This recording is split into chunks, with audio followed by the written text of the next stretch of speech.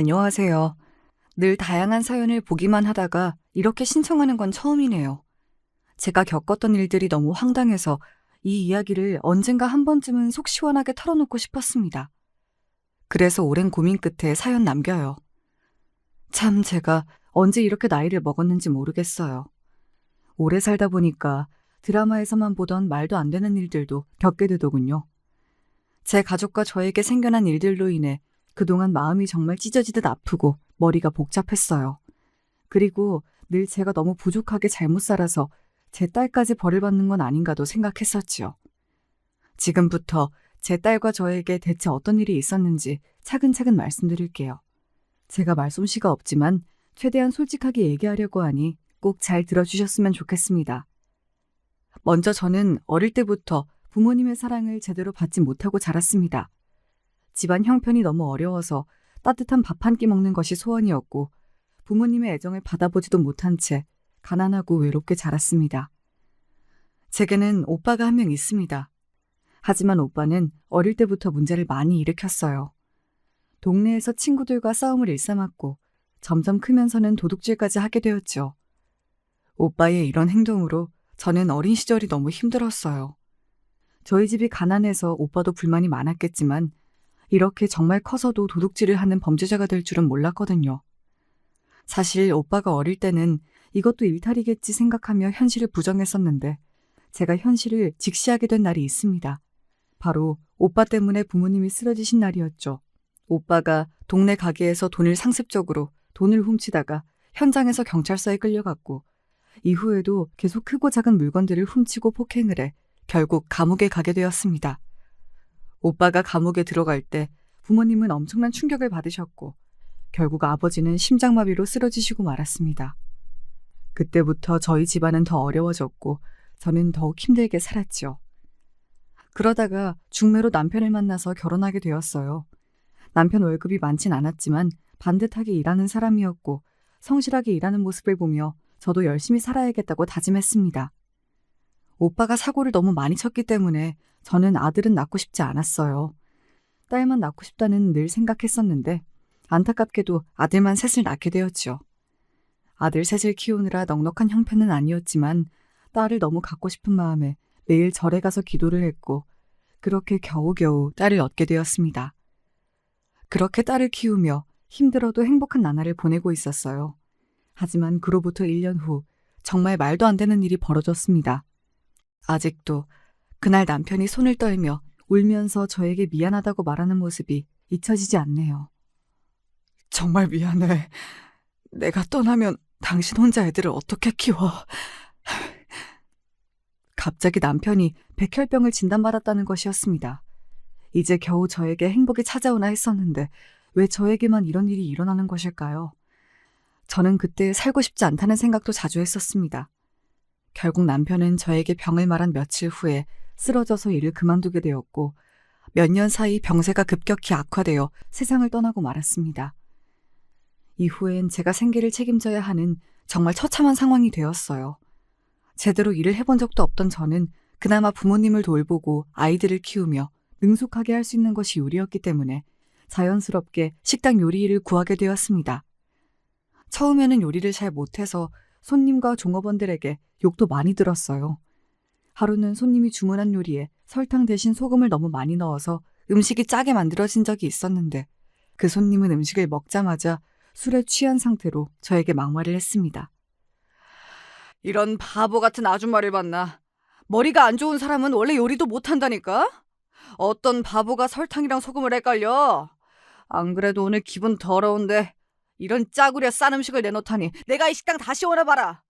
내 친구들 다 여기 단골인데 이제 여기 단골 다 떠날 거라고. 알았어? 손님의 고함을 듣고 사장님까지 오셔서 손님에게 사과를 했고 저는 처음 일한 식당에서 잘리고 말았습니다. 이후에도 식당에서 일하며 실수를 많이 해서 욕을 많이 먹었어요. 그럴 때마다 마음이 무너졌지만 아이들을 위해 일을 포기할 수 없었습니다. 무엇보다 아빠도 일찍 세상을 떠났는데 반에서 1등을 놓치지 않고 사춘기 때도 엄마에게 싫은 소리 한 번을 안 하는 제 딸을 보면서 어떻게든 악착같이 살아야겠다고 다짐했죠. 생계가 힘든 상황 속에서도 과외를 계속시키며 제 딸이 하고 싶은 건 다 할 수 있도록 최선을 다했습니다. 딸은 역시 그런 저의 기대를 저버리지 않았고 드디어 사람들이 우러러보는 최상위권 대학교에 당당히 합격했죠. 합격 소식을 듣자마자 정말 그동안 제 모든 고생이 보상받는 기분이었습니다. 딸은 이후에도 저를 실망시키지 않았습니다. 대학교에서도 장학금을 매번 받고 학교를 졸업하자마자 바로 회사에 들어갔습니다. 대기업은 아니었지만 전망이 좋은 중소기업이었어요. 빨리 집 살림에 보탬이 되고 싶다고 여행도 한번 안 가보고 바로 취직했죠. 딸에게 정말 미안했지만 한편으로는 이렇게 빠르게 취직을 해줘서 너무 고마웠습니다. 딸이 입사 후부터 엄마인 저에게 늘 용돈을 보내주어 생활에 정말 많은 도움이 되었어요.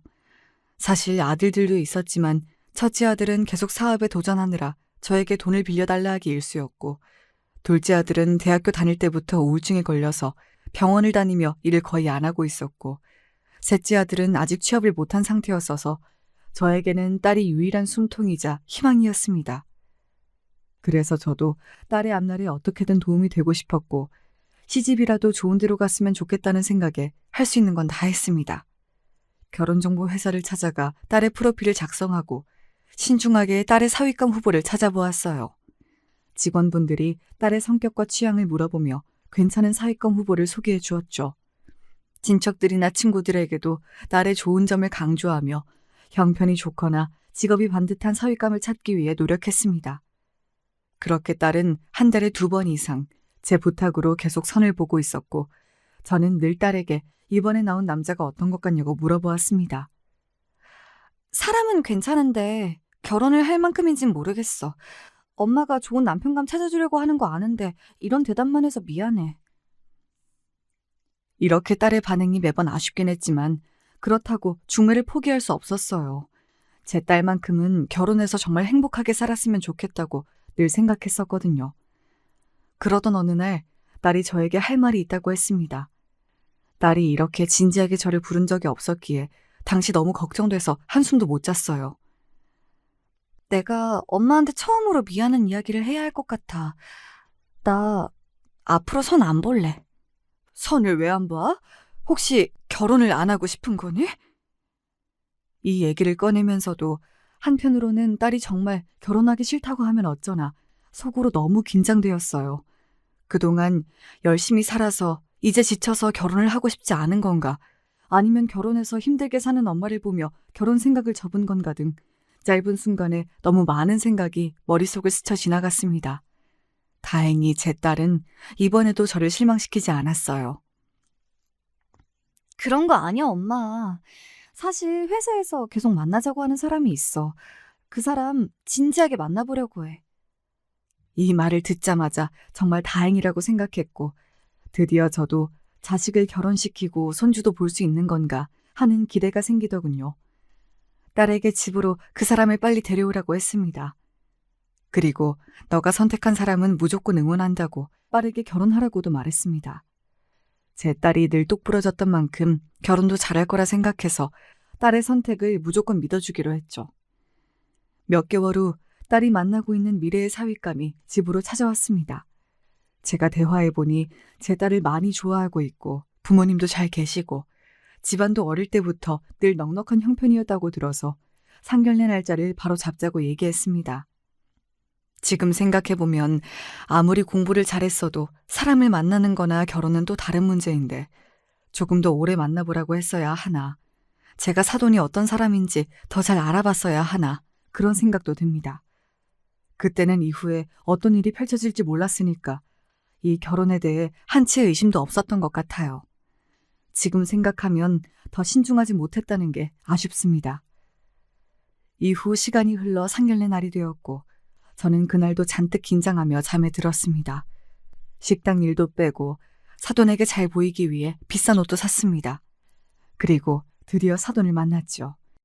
안사돈과 바깥사돈 모두 반갑게 저에게 인사를 건네주었어요. 대화는 평범하게 잘 흘러가는 듯 했지만 제가 사부인을 색안경을 끼고 바라보게 된 말들이 좀 있었습니다. 먼저 이야기를 들을수록 사부인은 돈 자랑을 자주 하고 더치장도 굉장히 많이 하고 명품 옷도 많이 입는 사람인 듯 했어요. 사실 이 부분은 그렇게 살 능력이 되니까 그러는 거겠지 하며 최대한 좋게 사부인을 바라보려고 노력했습니다. 그리고 평소에 등산 동호회를 하며 친구들과 별장으로 자주 놀러 가신다고 자랑하듯이 말씀하시기도 했는데 속으로는 아무리 그래도 남편이 있는데 집을 이렇게 자주 비울 수 있을까 좀 의아했지만 저랑 아예 다른 사람이니 제가 더 이해해 보기로 했습니다. 사부인과 다르게 사돈어른은 정말 말수가 적으시고 인상도 좋으셨습니다. 한마디 한마디가 신중하셨어요. 다만 좀 특이한 점은 안사돈이 사례가 걸리거나 에어컨 때문에 춥다고 이야기를 할 때 너무 심하게 걱정하는 경향이 있다는 것이었습니다. 하지만 아내를 많이 사랑하기 때문에 나오는 행동이 아닐까 생각도 했었습니다. 아, 상견례를 떠올리다 보니 그때 제일 쎄했던 말이 기억났는데 이 말도 사부인이 꺼냈었던 것 같아요. 우리 아들은 사실 공부보단 운동을 좋아했어요. 따님이 공부를 너무 잘해서 우리 아들 기가 죽진 않을까 걱정이네요. 그리고 집에 안 있고 자꾸 바깥으로 나돌지 않을까 하는 생각도 들고요. 무엇보다 애를 낳으면 엄마가 돌봐야 할 텐데 그때 되면 일은 당연히 그만두겠죠? 딸의 표정이 순간 확 굳어졌지만 결혼이 엎어질까 봐 사부인 말에 다 동의하면서 참았습니다. 그리고 아들 셋 다 상황이 여의치 않아서 도저히 상견례 자리에 데리고 올 수가 없었는데 마침 사부인이 제 아들들에 대해 물어봤었어요. 그런데 가족분들은 왜 다 안 오셨나요? 유정이 오빠들이 3명 있는데 전부 못 와서 정말 죄송합니다. 첫째 아들은 사업 준비 중이어서 자금 문제 때문에 공사일을 가야 해서 못 왔고 둘째는 정신적으로 많이 우울해서 밖에 잘 안 나가는 상태입니다. 셋째는 지금 일자리를 구하고 있는데 오늘 취직 관련된 중요한 일정이 있어서 못 왔습니다. 아, 한마디로 아들들이 다 능력이 없군요. 여러분, 이 말이 상견례 자리에서 사돈의 아들한테 할 소리인가요? 저는 이 말을 듣고 제 귀를 의심했고 정말 기분이 나빴습니다. 분위기가 싸해지자 사위가 능력이 있는 사람도 누구나 힘들 때가 있는 것이라며 사부인을 말리기 시작했습니다. 다금 생각해도 사부인이 상견례에서 제 아들들한테 한 말은 정말 어이가 없네요. 그리고 상견례 때 있었던 일을 떠올리다 보니 사부인이 하신 말씀 중에 돈이 없는 사람들이나 식당에서 일하는 직원처럼 자기보다 권위가 낮다고 생각하는 사람을 굉장히 무시하는 듯한 발언이 많다는 것도 기억이 났습니다. 저번에 식당에 갔는데 종업원이 너무 불친절해서 기분이 상했어요. 능력 없어서 식당 일하는 가난한 사람들이 왜 그렇게 무례한지 모르겠어요. 그래서 내가 종업원을 제대로 혼내줬죠. 진상짓 좀 했어요. 어차피 더 이상 볼 사람도 아니고 나한테 덤비지도 못하니까요. 저도 식당 일을 하는 처지라 이 말을 듣고 찔리고 마음이 아팠어요. 하지만 사부인 성격이 워낙 깍쟁이 같고 어렸을 때부터 부모님과 남편을 잘 만나 호의호식하며 고생 없이 산 사람이라면 살아온 환경이 다르기 때문에 나이가 있어도 평생 이렇게 살아서 조심스럽지만 철이 없을 수 있지 않을까 생각하며 어떻게든 이해하려고 노력했습니다. 이렇게 제 인생 첫 상견례는 큰 사건 없이 흘러가긴 했지만 가식적인 말이 오가고 약간 쎄한 느낌이 있는 찝찝한 상태로 마무리되었습니다.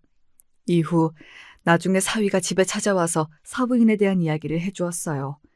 알고 보니 사부인이 10년 전쯤 크게 아프셨고 그 이후로 성격이 변해서 하고 싶은 거 다 하면서 살고 있는 거라고 하네요.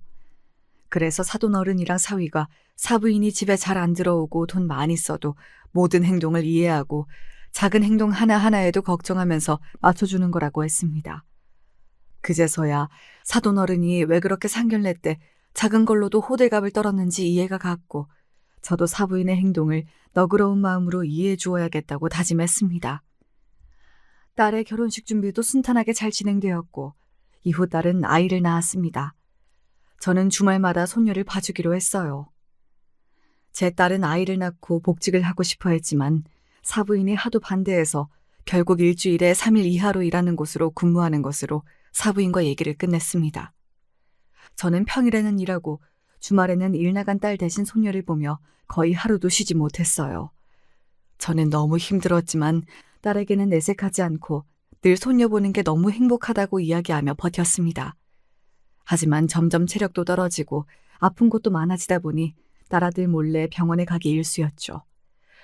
지금 생각하면 이때 제가 어떻게 버텼는지 모르겠네요. 그 와중에도 사부인이 제 딸을 더 좋게 잘 봐줬으면 좋겠다는 생각에 가끔 주말에 손녀를 보러 오시면 저는 늘 비위를 맞춰주고 칭찬을 했었습니다. 이번에 새로 산 옷인데 어때요?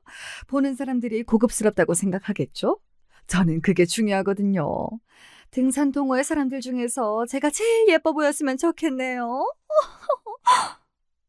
이렇게 사부인은 늘 새로 산 옷이나 가방을 자랑하며 겉모습에 집착했는데 겉으로는 좋게 말을 했지만 속으로는 왜 이렇게까지 거치장에 집착하는지, 등산하는 등산 동호회에서 왜 제일 예뻐 보여야 하는지 참 궁금했습니다.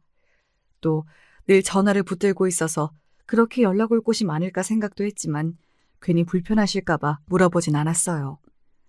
저는 늘 사부인의 비위를 맞추면서 좋은 관계를 쌓기 위해 노력했는데 안타깝게도 제 딸이랑 사부인의 사이는 갈수록 좋지 않은 것 같았어요. 딸이 주말에 일하고 집에 오면 사부인과의 대화를 일부러 피하는 것 같았습니다. 딸에게 무슨 일이 있었는지 묻진 않았고 사부인이 아프셨어서 성격이 그렇게 되신 거니까 너가 이해하라고 잘해드리라고만 이야기했어요. 이후에도 둘 사이는 애정이 넘치는 말투는 아니었지만 그래도 기본적인 선은 지키면서 잘 대화했어서 앞으로도 큰 문제는 없을 것이라고 생각했습니다. 이후 시간이 흘러 딸이 둘째 아이를 낳았고 사랑스러운 2명의 손녀를 보니 저는 고된 하루의 힘듦이 싹 사라지는 느낌을 계속 받았습니다. 아이들은 역시 빨리 크고 시간이 흘러 둘째 손녀의 돌잔치가 되었습니다.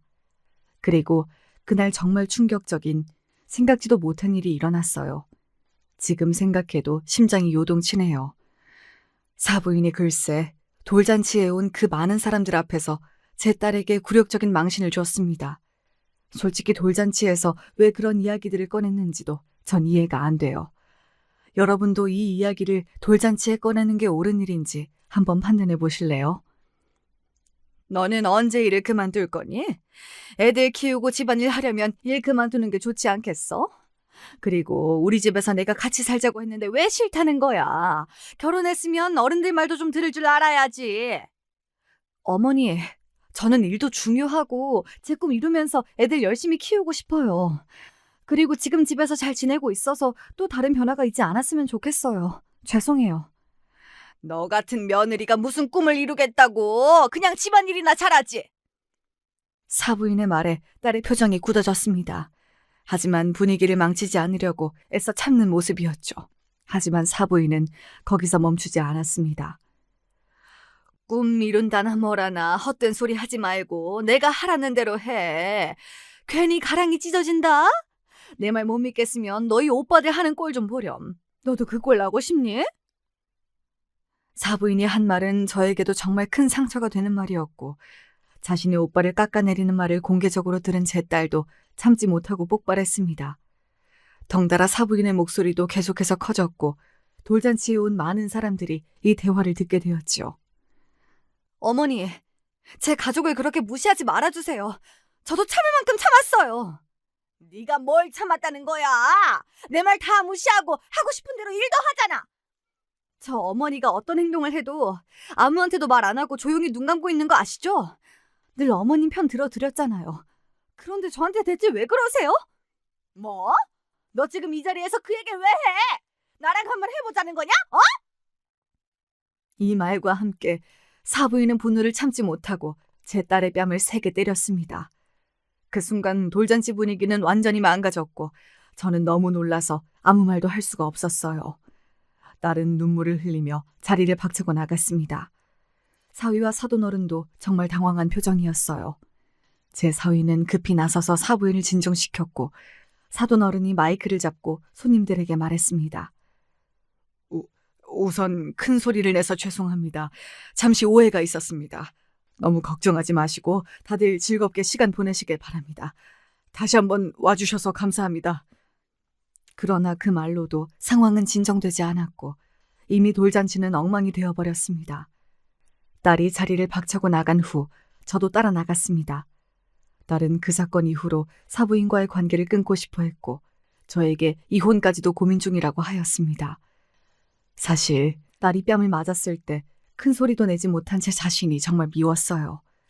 또 계속 사부인과 마주치다 보면 정말 스트레스를 많이 받겠다 생각도 했지만 그래도 이혼을 하면 사람들에게 결혼에 실패한 이혼녀 취급을 받게 될 것이라고 생각이 들어 이혼을 끝까지 말렸습니다. 딸은 제 이야기를 듣고 괴로워하면서도 이혼을 최대한 안 하는 방향으로 잘 생각해 보겠다고 했습니다. 그날 후로 오랫동안 저는 깊은 자책감에 빠졌습니다.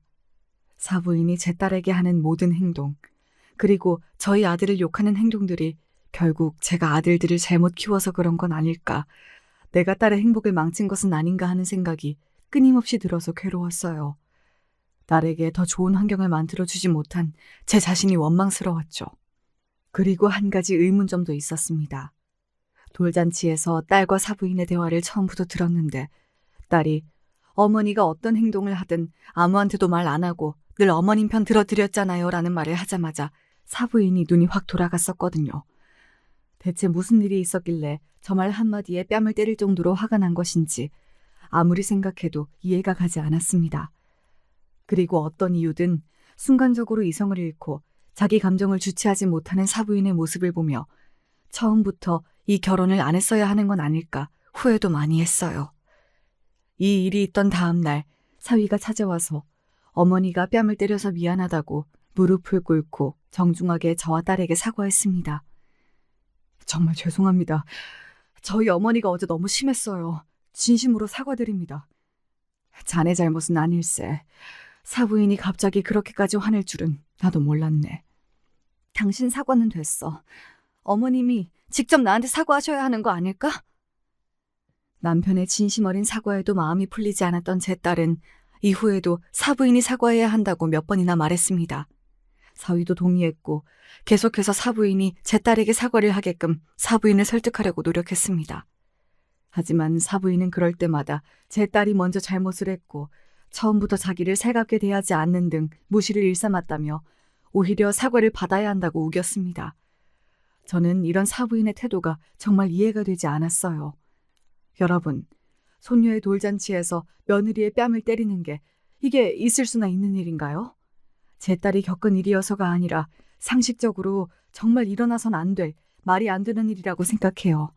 그리고 제 딸이 겪은 일이라서 저는 정말 말할 수 없이 마음이 아프고 미안하고 비참합니다. 더 웃긴 건 사위도 처음에는 이런 사부인의 태도에 의아함을 가지고 타이르는 듯 했으나 점차 사부인의 편을 드는 모습이 보였다는 겁니다. 제 딸에게 이런 말을 했다고 하더군요. 그래도 우리 엄마가 그렇게 화낸 건 다 이유가 있지 않을까? 얼마나 쌓인 게 많으셨으면. 네가 좀 더 평소에 엄마한테 잘했으면 좋았을 텐데 미움받을 짓을 뭐하러 해가지고 좀 더 맞춰드리지. 사위의 말을 들은 제 딸은 큰 배신감을 느꼈고 결국 마지막엔 고민 없이 이혼을 결심하게 되었습니다.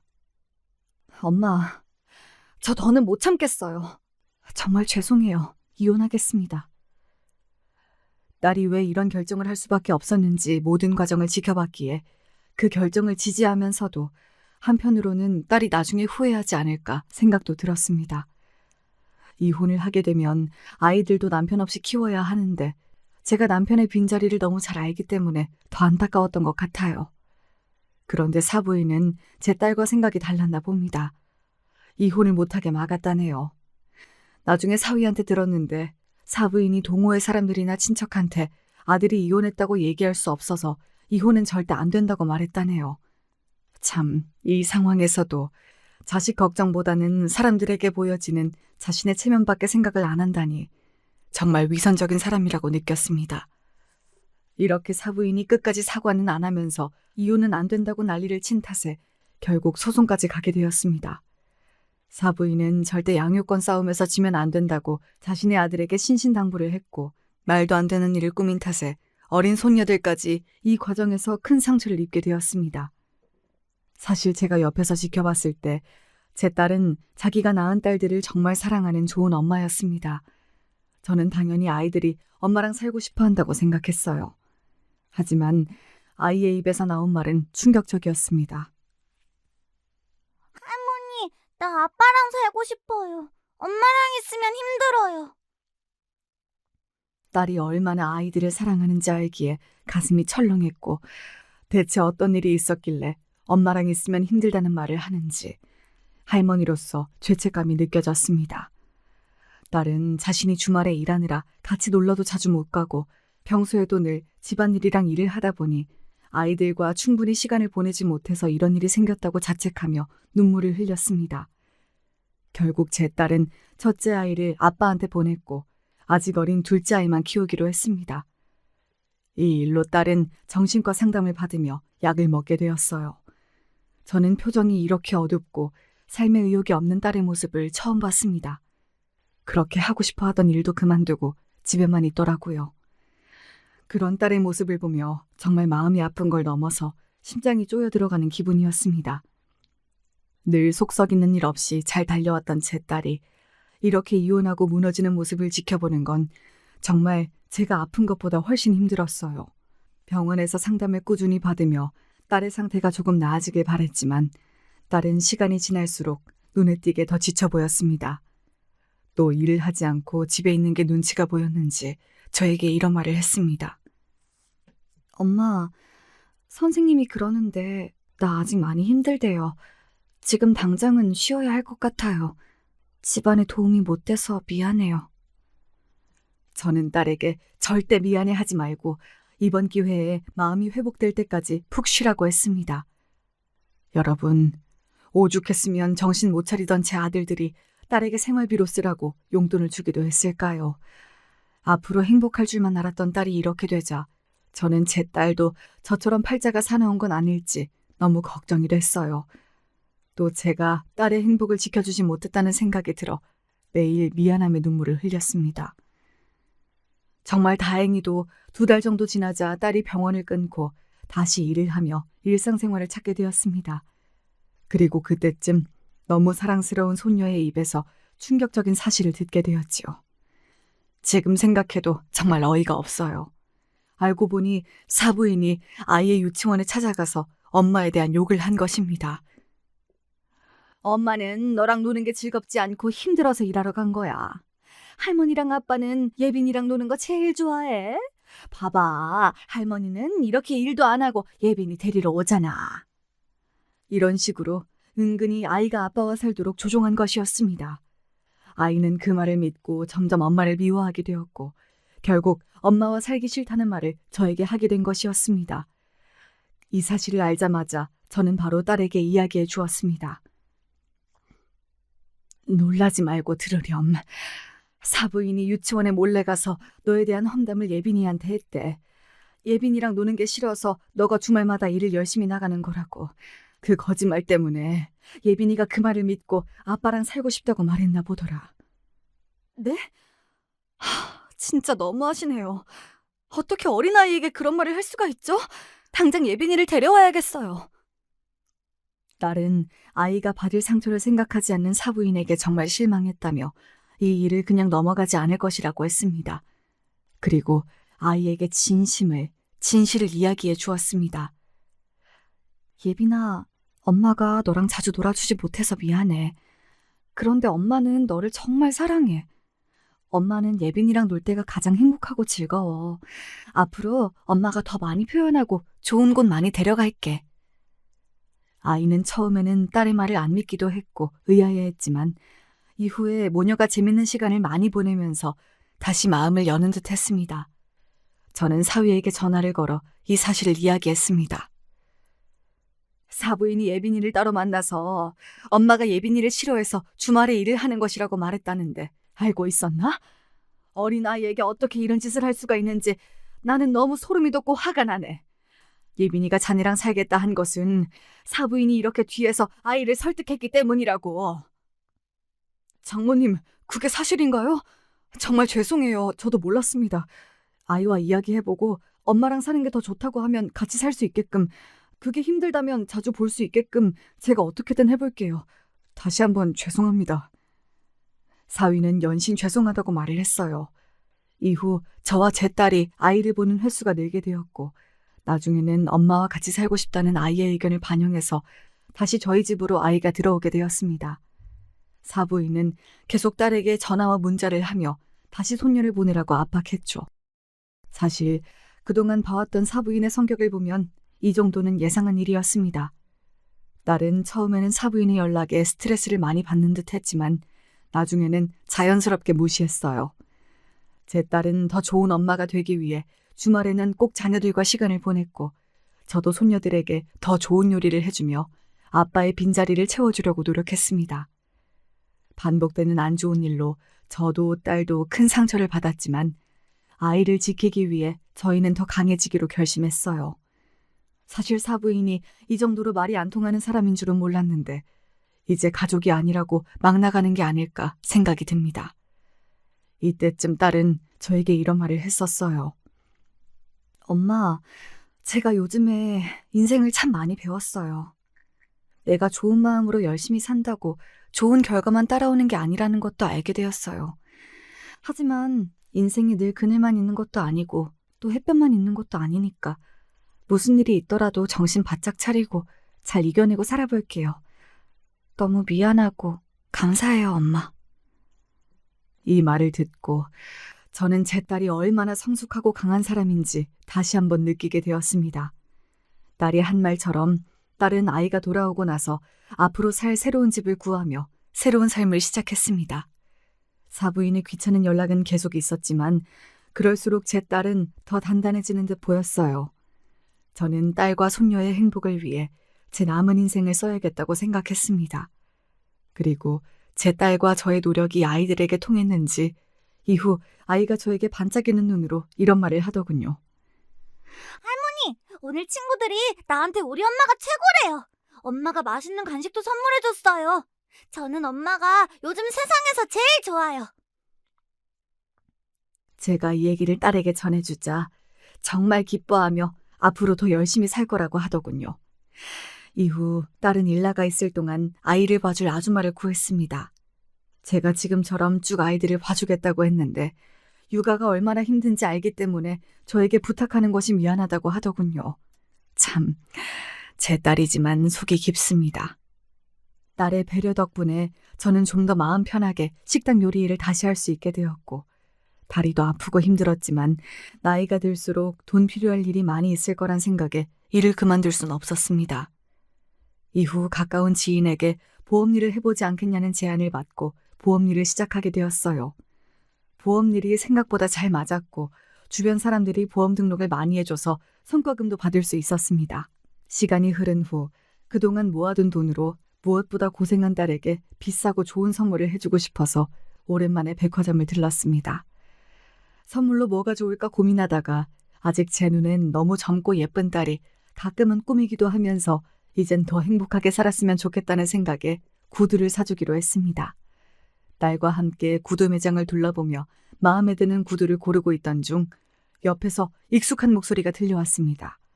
그 목소리가 점점 가까워졌고 저와 딸의 표정은 급격히 굳어졌습니다. 대체 누구를 받기에 모처럼 모녀간의 데이트에서 이토록 기분이 나빠진 것일까요? 저희가 마주친 사람은 바로 제 딸을 그토록 힘들게 한 사부인이었습니다. 어쩌면 이젠 암이기에 그냥 지나칠 수도 있었을 텐데 사부인도 저희를 보자마자 특유의 사람을 깔보는 표정으로 막말을 하기 시작했습니다. 뭐야? 거지 새끼들도 백화점을 오네. 이 말을 듣자마자 제 딸은 너무 화가 나서 눈물을 글썽였고 주먹에 힘을 꽉 쥐고 있었습니다. 제가 사부인에게 왜 가만히 있는 사람에게 시비를 거냐고 했더니 사부인이 제 말은 무시한 채 구두를 보여주고 있던 매장 직원들에게 여기 물이 안 좋다고 사람 아무나 받지 말라고 말했습니다.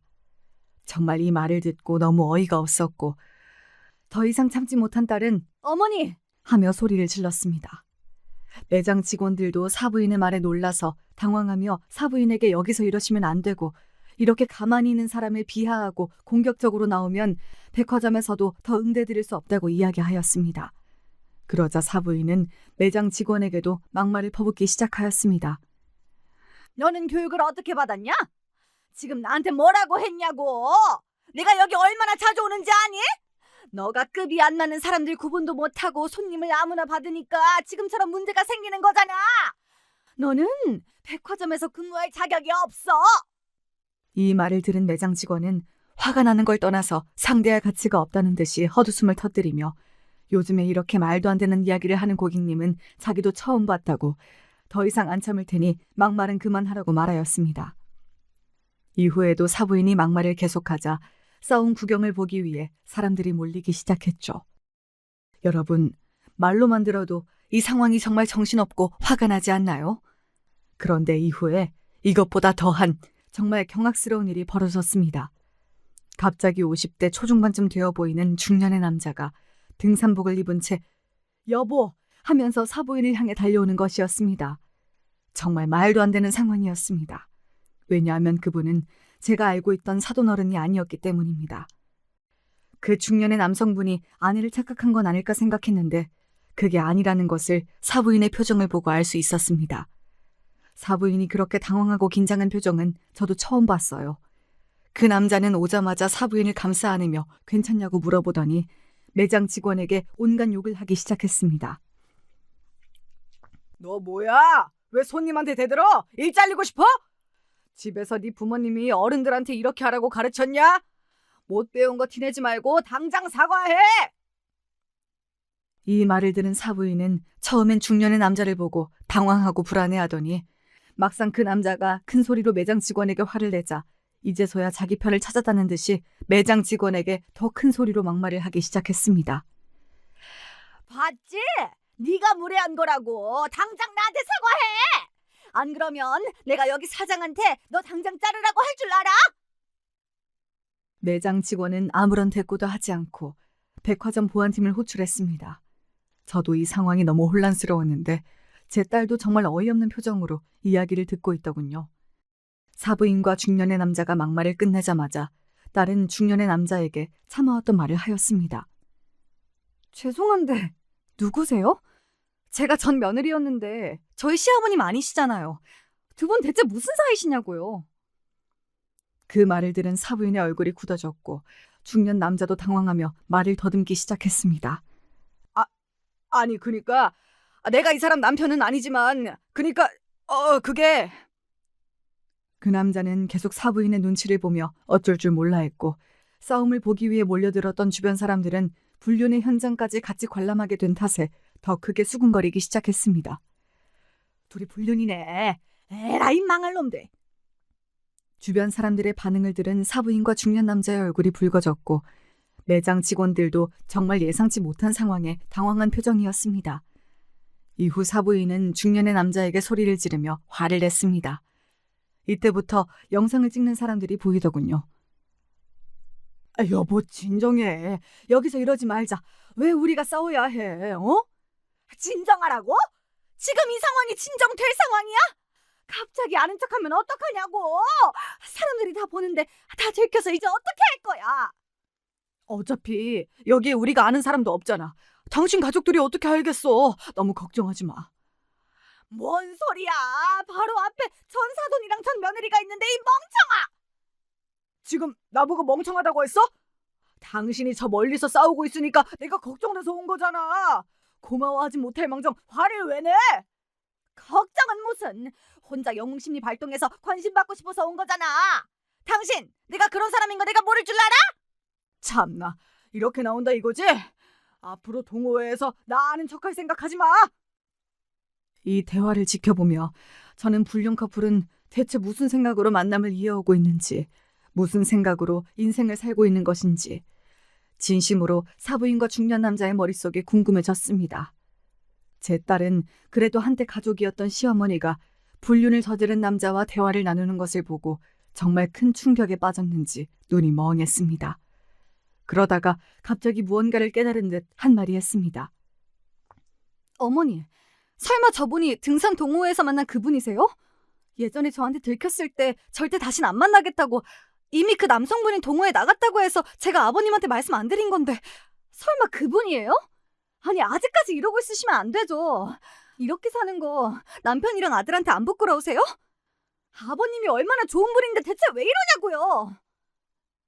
딸의 이야기를 듣고 주변에 있던 사람들은 야유를 보냈습니다. 그러자 사부인은 오히려 적반하장으로 이제 가족도 아닌데 뭔 상관이냐고 신경 끄라고 하더군요.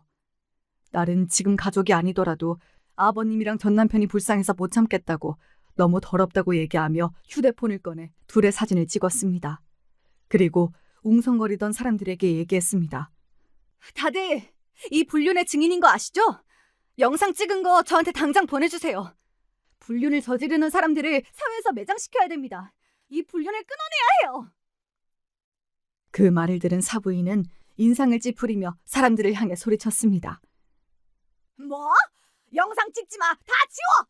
어디 올리기라도 하면 명예훼손으로 고소할 거야! 여러분, 영상 저한테 넘기세요. 제가 불륜 사실을 제대로 밝히겠습니다. 부탁드려요. 그러자 사부인이 화를 참지 못하고 제 딸의 머리채를 잡았습니다. 마침 백화점 보안팀이 도착해 사부인을 말렸고 사부인은 더 크게 소리치며 저항했습니다. 사람들은 더 많은 영상을 찍기 시작했고 상황은 더욱 난장판이 되었습니다. 그리고 끌려가는 사부인을 보며 딸은 마지막으로 경고했습니다. 인생 그렇게 살지 마세요. 그리고 다시는 저희 엄마랑 제 딸들 괴롭히지 마세요. 입 다물어! 너 같은 게 왜 내 아들이랑 엮여가지고 이 난리를! 내가 언젠가는 내 손녀들 다 데리고 갈 거야! 그 말을 듣는 순간 저는 정말 사부인이 또다시 일을 저지르지 않을까 긴장하며 가슴이 철렁 내려앉았습니다. 하지만 제 딸은 강한 눈빛으로 사부인을 응시하며 말했습니다. 절대 그런 일 없을 거예요. 이젠 제 가족들 제가 지킬 거니까요. 사부인은 이 말을 듣고 더 악을 쓰고 소리를 질렀고 그 장면을 보는 저는 너무나 충격적이었지만 동시에 딸의 강인함에 감동했습니다. 결국 구두는 사지 않았고 놀란 심장을 부여잡고 집으로 오게 되었습니다. 여러분, 이 장면을 실제로 봤다면 기분이 어떠셨을 것 같나요? 저는 정말 드라마에서 일어나는 일을 눈앞에서 실제로 본 느낌이었어요. 제 딸은 이제 사부인의 말도 안 되는 행동에 조금은 적응이 됐는지 정신을 붙잡고 끝까지 사람들에게 영상을 받아갔습니다. 이후 집에 와서 사부인의 불륜을 말해야 할지 말지 굉장히 고민하고 있는 눈치였어요. 저는 딸에게 언제부터 이 사실을 알고 있었냐고 물었습니다. 사실 돌잔치에서 어머님이 막말하기 전부터 알고 있었어요. 제가 어머님의 불륜 사실을 알고 있어서 저를 더 싫어했던 것 같아요. 그때부터 이혼해서 제가 나가길 바랬던 건 아닐까 싶기도 해요. 이 이야기를 듣고 사람 대 사람으로 사부인에게 소름이 돋았습니다. 그리고 제 딸은 오래 고민하다가 이 영상을 사돈 어른에게 보냈습니다. 사실 사위랑 소송까지 하면서 안 좋게 이혼하긴 했지만 사위도 사돈 어른을 닮아서 가정적이고 좋은 남편이었다고 딸에게 늘 들었어요. 아마 그래서 제 딸도 이 사실을 더 이상 숨길 수 없다고 판단했던 것 같아요. 딸은 엄마 때문에 아내랑 이혼하게 된 사위랑 아내가 바람 피우는 줄도 모르는 사돈어른 둘 모두 불쌍하다고 생각하고 있는 것 같았습니다. 제가 너무 궁금해서 후기를 딸한테 물어봤는데 딸이 사돈어른께 개인톡으로 백화점에서 있었던 영상을 보내자마자 한바탕 사돈집이 난리가 났다고 합니다. 사돈어른이 처음으로 정말 크게 화를 냈고 사부인이 사돈어른에게 싹싹 빌고 가지 말라고 붙잡았지만 대꾸도 없이 그 상태로 집을 나가버렸다고 하네요. 하긴 아무리 착하고 좋은 사람이라도 배우자의 바람을 용서할 순 없을 거예요. 근데 정말 어이가 없는 건 이후 사부인이 저에게 연락이 왔다는 거예요. 어차피 이제는 가족도 아니고 제 딸을 힘들게 한 장본인이기에 이번에는 저도 참지 않았습니다. 당신 딸을 어떻게 키운 거야? 걔가 멀쩡한 가정의 평화를 깼다고! 제발 정신 좀 차리세요. 사돈어른이 불쌍하지도 않으세요? 그나마 곁에 남은 아들마저 정 떨어지게 만들고 싶은 거 아니면 지금이라도 인생 제대로 사세요. 뭐? 지금 말 다 했어? 제가 한 번도 사돈한테 이렇게 속에 있는 이야기를 해본 적이 없기에 큰 충격을 받은 모양이었습니다. 어차피 더 이상 전화할 일도 없어서 내친 김에 한마디 더 했습니다. 그리고 돈 좀 있다고 사람 무시하지 마세요. 예전에 돌잔치에서 제 아들 무시하는 것도 참았는데 할 말 못할 말 구분을 좀 하세요. 이번에 매장 직원들한테 하는 행동도 참 별로였어요. 나이값도 좀 하시고요. 제 말을 듣고 사부인은 당황했는지 너무 맞는 말이라 할 말이 없었는지 대답도 없이 전화를 끊었습니다. 이후 저에게 전화 오는 일은 없었어요. 이럴 줄 알았다면 진작 아닌 건 아니라고 말 좀 하고 살 걸 그랬습니다. 이후 며칠 후에 사위가 저에게 할 말이 있다고 집에 온다고 했습니다. 저희 집에 도착하자마자 무릎을 꿇고 울면서 말을 시작하더군요. 장모님, 정말 죄송합니다. 이번 일이 있기 전까지 제가 저희 어머니를 너무 믿었어요. 지금이라도 딸들 키우면서 다시 잘 살고 싶어요. 재결합하게 해주세요. 저 이혼하고 너무 후회했습니다. 울부짖는 사위의 모습을 보며 마음이 참 아팠습니다. 하지만 제가 결정할 일은 아니라고 생각해 어떤 선택이든 존중할 테니 제 딸과 대화하라고 하였습니다. 사위는 눈물을 흘리며 이해해 주셔서 감사하다는 말과 함께 힘겹게 집을 떠났습니다. 젊은 애들이 사부인 때문에 그동안 얼마나 힘들었을지 생각하니 참 가슴이 답답했습니다. 제가 가끔 딸에게 사위가 불쌍하다고 말하면 그래도 남편이자 아빠로서 그때 어머니 편을 들었으면 안 된다고 딱 잘라 말하더군요. 제 딸도 정말 여리고 소녀 같았는데 이렇게 단호하게 말하는 걸 보면 정말 이제는 어엿한 엄마가 된 것 같다는 생각이 들어요. 딸이 두 아이의 엄마임에도 이런 딸을 보면 가끔 제 기분이 이상할 때가 많습니다. 사위가 찾아온 그날 저녁, 제가 먼저 재결합에 대한 이야기를 꺼냈습니다. 딸은 아직 남편을 사랑하는 마음이 남아있지만 그동안 받은 상처가 너무 크고 지금은 모든 게 복잡해서 당장 재결합은 못하고 애들 아빠니까 생각은 해보겠다고 이야기하였습니다. 저는 딸에게 어떤 결정이든 다 존중할 테니 앞으로는 너의 행복만 생각하라고 했어요. 그리고 저는 더 딸의 집에 자주 오며 딸과 손녀가 남편과 아빠가 없는 허전함을 덜 느끼게 하기 위해 노력했습니다. 그날도 딸의 집에서 다 같이 저녁을 먹고 있을 때였어요. 갑자기 딸의 휴대폰에 메시지가 도착하더군요. 딸은 메시지를 확인하고 놀란 표정으로 저를 바라보았습니다. 엄마, 어머님 소식을 등산동호회 회장님이 보내주셨어요. 어머님이 그 백화점에서 본 등산복 입은 남성분한테 차이고 동호회에서도 쫓겨났대요. 뭐라고? 그게 진짜야? 딸은 전달받은 메시지 내용을 저에게 보여주었습니다. 등산 동호회 회장님이 딸에게 보낸 메시지였는데 사부인이 등산 동호회에서 쫓겨난 이유와 불륜남과의 관계에 대한 이야기가 적혀 있었습니다. 메시지 내용은 대략 이러했습니다. 안녕하세요. 혹시 이 소식을 들으셨나요? 전 시어머니 분이 우리 동호회에서 쫓겨났어요. 다른 회원님과의 불륜 관계가 들켜 모두가 배신감을 느꼈고 저희 앞에서 남자 회원님한테 차이고 다른 회원분들이 동호회에서 나가줬으면 좋겠다고 말해 눈물을 흘리면서 떠나셨습니다. 저는 메시지를 본 후 한편으론 정말 통쾌했지만 또 한편으로는 이런 일을 처음 겪는 사부인의 상황이 걱정되기도 했어요. 제가 딸에게 이 기분을 말하자 딸은 어머니가 받아야 할 벌을 받은 거라고 단호하게 얘기하더군요. 딸과 이야기를 하던 중 등산 동호회가 이 사실을 어떻게 알게 되었는지 궁금해져서 물어봤더니 딸은 자신이 알린 것은 아니라고 했습니다.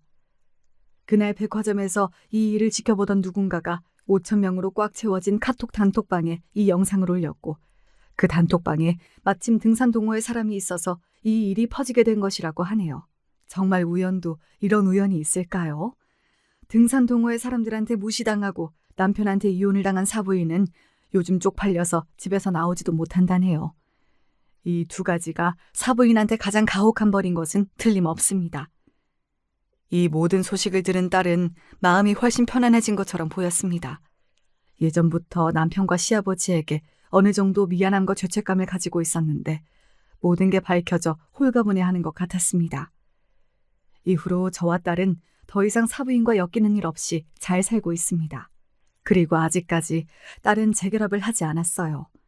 저는 그래도 제 딸이 사부인만 안 만나고 다시 온전한 가정을 이루고 살길 속으로 바라고 있긴 합니다. 제가 제 이야기하는 게 익숙하지 않아서 말하면서 너무 흥분해서 내용이 뒤죽박죽한 부분도 많을 거예요. 보시는 분들 양해 부탁드립니다. 지금까지 들어주셔서 감사합니다. 이만 마치겠습니다.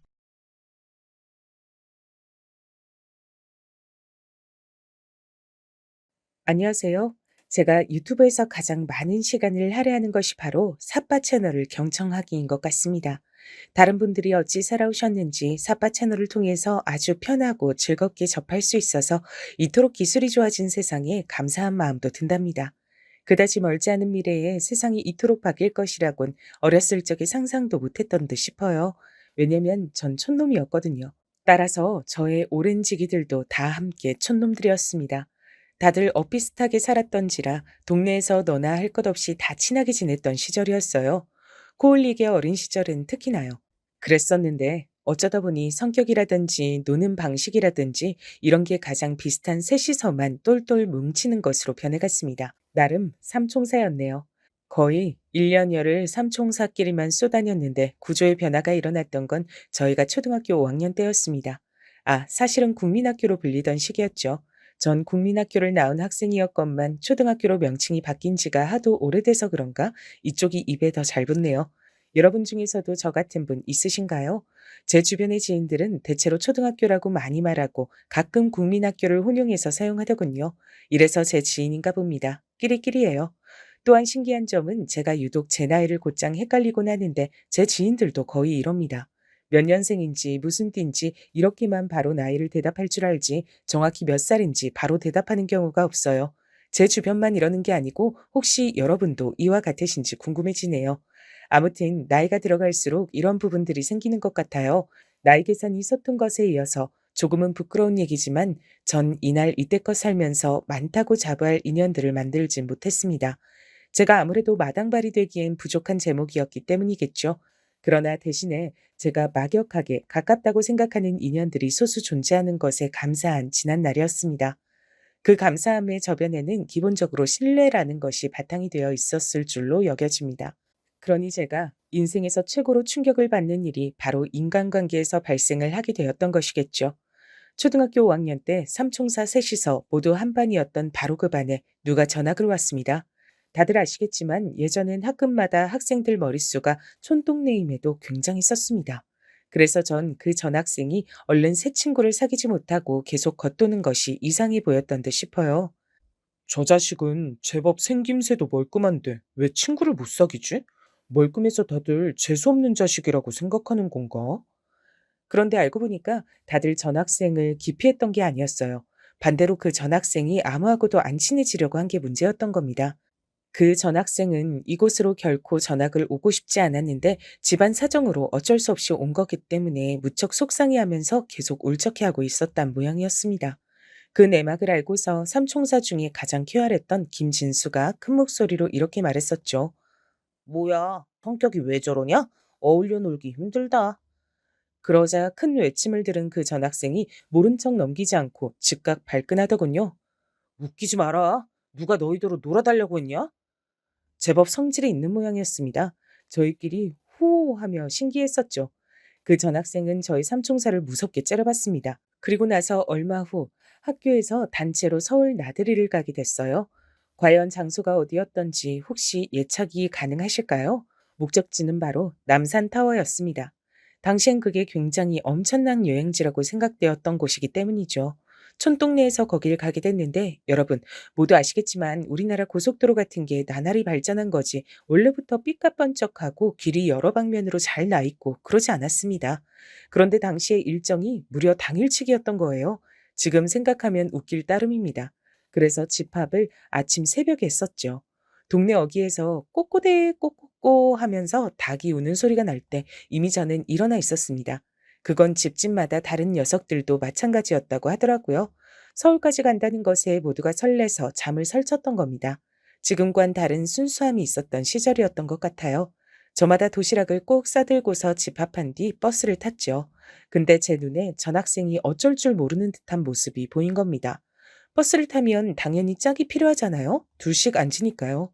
전 일단 삼총사 중에 2명이 같이 앉도록 제가 양보를 해서 혼자 자리한 상황이었습니다.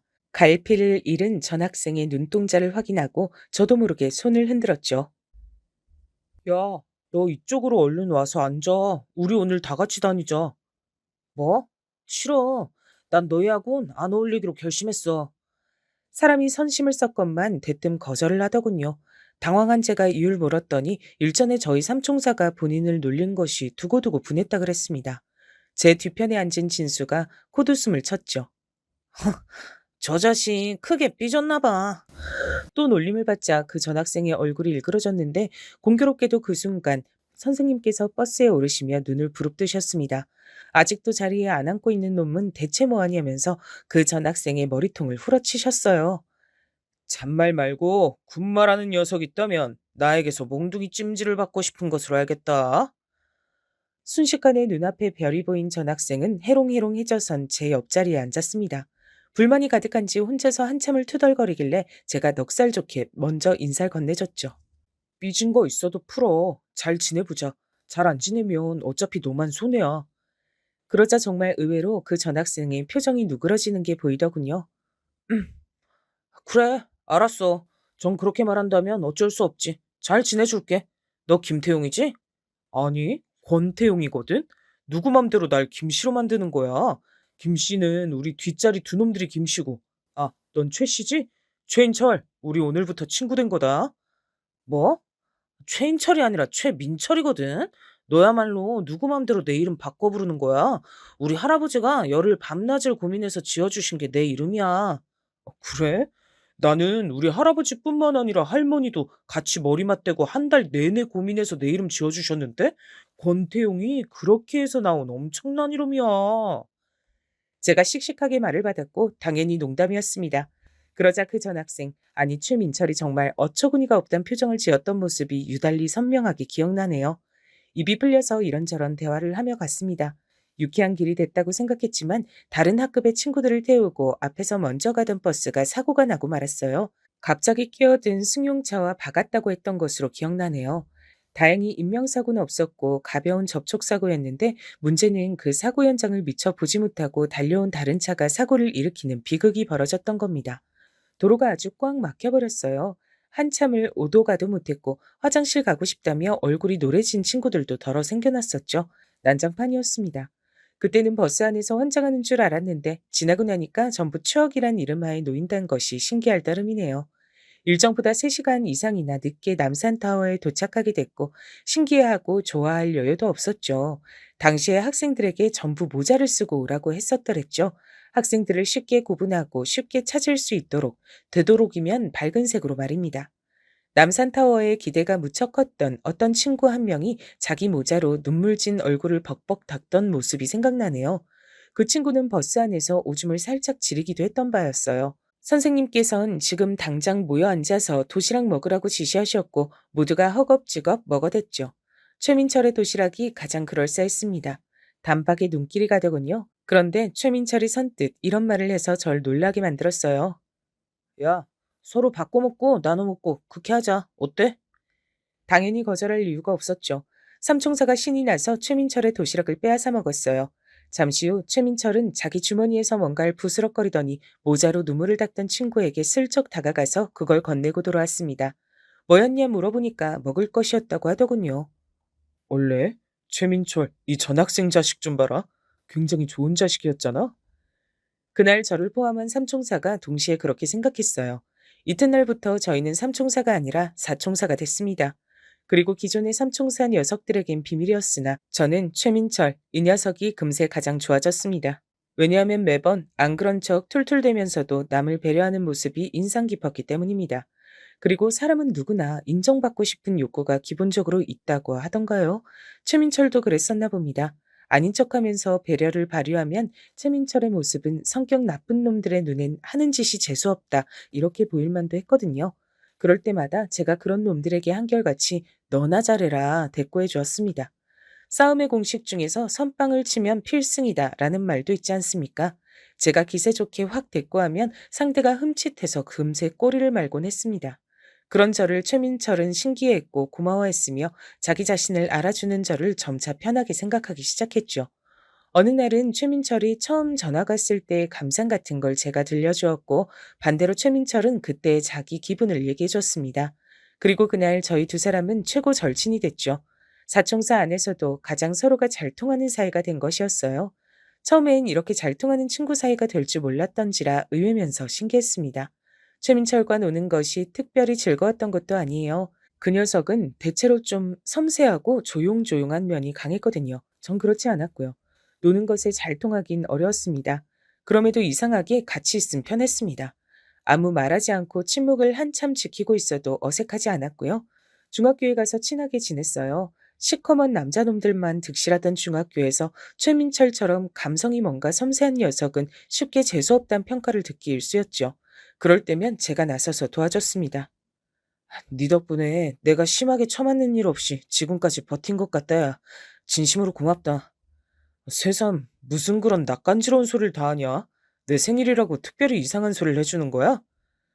중학교 3학년 때 제 생일날 최민철이 선물을 건네주며 그런 소리를 했었어요. 선물은 바로 모자였습니다. 아주 폼나는 모자였어요. 비싼 거였거든요. 너무 좋아서 바로 모자를 써봤고 그날 찍은 사진 속에서 전 모자 아래로 드러난 인매로 진한 호선을 그리고 있었습니다. 많이 기뻤거든요. 초반부터 눈치를 챈 바였으나 최민철은 집안 형편이 꽤 괜찮았습니다.